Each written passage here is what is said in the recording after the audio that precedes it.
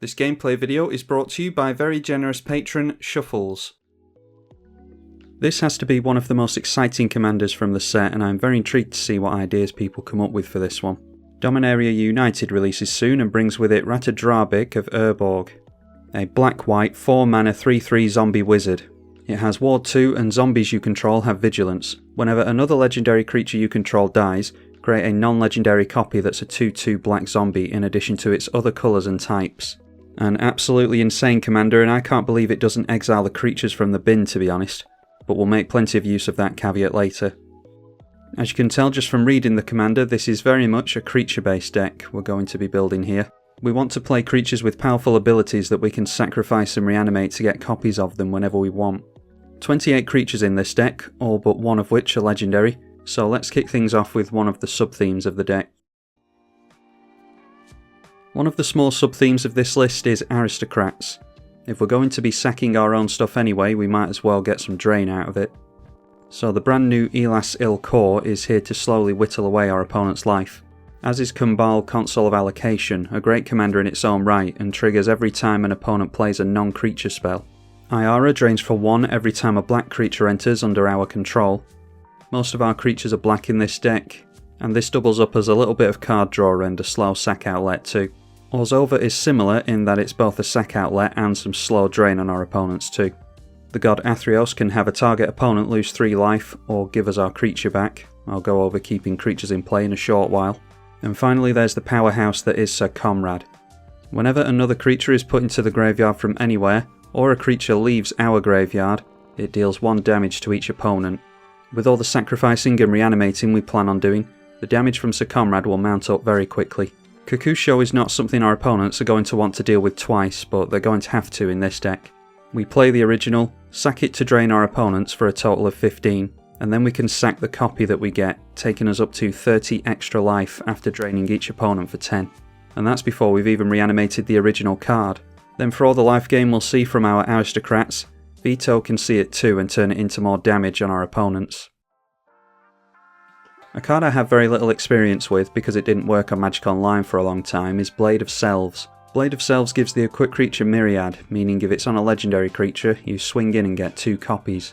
The copies die to the legend rule as soon as they enter, and Ratadrabik makes 2 zombie versions of them straight away. Do this with something like Elesh Norn, and all of your creatures get a +6 buff, while all your opponents are down by 6 power and toughness.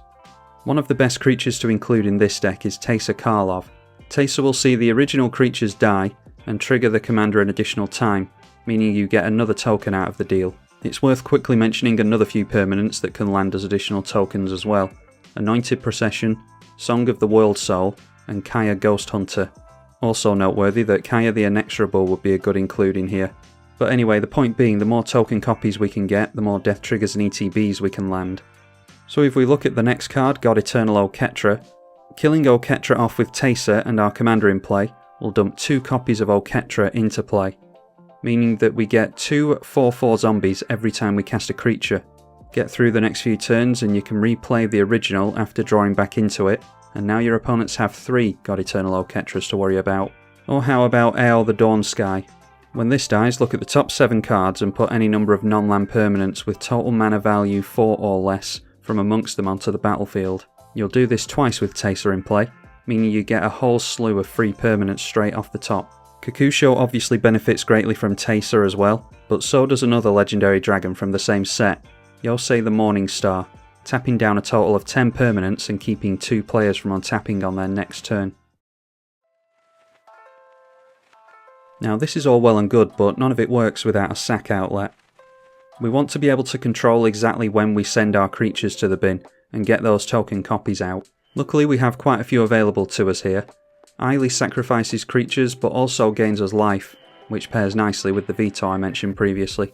I won't count on having her 3rd ability up, but we can exile non-land permanents with her for 3 and a sack if we have enough life. Yahenni is probably one of the best sack outlets in the deck, as it's hard to get rid of and will become a big threat in its own right. Yawgmoth is an all-star in most black decks that care about sacrificing creatures, and you have the added benefit of some card draw tacked onto this one. Bontu is a little bit more unconventional and is here to sacrifice multiple creatures on entry. You could perhaps use this if you've been building up a board and been struggling to find a sack outlet until now, or if you're just desperate to find a board wipe and you don't mind losing all your creatures anyway, Bontu will enter, sacrifice all your creatures and draw that many cards for you. And finally, it's Ashnod's Altar. No combo that I know of in my list, but it is noteworthy that you could replace this with Phyrexian Altar and shoehorn in the Gravecrawler for infinite deaths and casts. Should be easy enough to pull off with all the zombies in play. In fact, it'll make a zombie copy of itself when you sacrifice it, as long as your Ratadrabik's in play. Sometimes your nasty opponents just manage to wipe out all your stuff. At this point you need a means of keeping all your creatures in play. Mass Reanimation from Living Death or Primeval's Glorious Rebirth will do the trick, and Phyrexian Reclamation will allow you to recast your creatures one by one. But what about dissuading your opponents from wiping at all? What about being able to keep creatures in play with not only your Commander, or Taser, but also with reanimating creatures in the 99? Mikaeus gives non-humans you control Undying, meaning you'll get the zombie copy of your creature, but also the original will come straight back into play with a plus counter on it. If the creature is a human, then no problem, you can likely bring it straight back out with the only non-legendary creature in the deck, Luminous Broodmoth. This reanimates a creature straight away as long as it didn't have flying. These two creatures are conditional, but they each reanimate enough of the creatures in the deck to be a worthy include. But if your creatures do manage to hit the bin, we still need to be able to dig them out.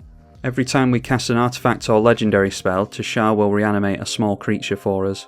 In a similar vein, Lysa gives us back our creatures that died at the beginning of the next end step, meaning we can be more liberal with our blocks if we want to, and maybe make a few zombie token copies along the turn cycle. More legendary dragons, we have Junji in this list too. This just straight up reanimates another non-dragon creature when it dies. I'm sure there's loops that you can create with this, but I opted against it in this deck. It's also noteworthy that you can look through any graveyard with Junji's ability. We'll end this video looking at the card draw in the deck, first of which is my favourite Planeswalker, Liliana Dreadhorde General. Her static ability is probably one of the most powerful on any Planeswalker, and simply draws us a card whenever any of our creatures die. This does include tokens, which she will provide for us in one way or another. Tymna the Weaver is excellent once we get the ball rolling on all of our tokens, as we can better land damage on multiple opponents. Gonti helps us steal the best stuff from our opponents' libraries, hopefully multiple times a game.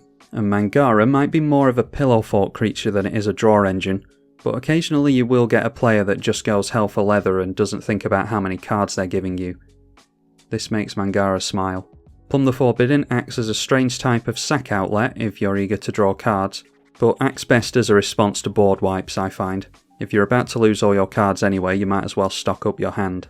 Skullclamp is an obvious include in here as well, not because we have a lot of 1 toughness creatures, which we don't, but because we have lots of sack outlets.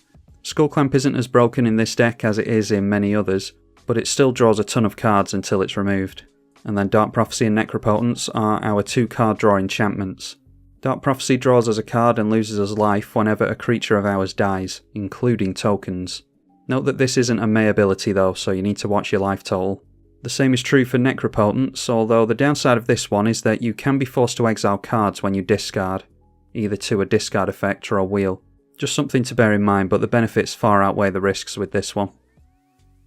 So there we have it, a rundown of Ratadrabik. What did you think of it? Any interactions that you're going to include that I didn't cover here?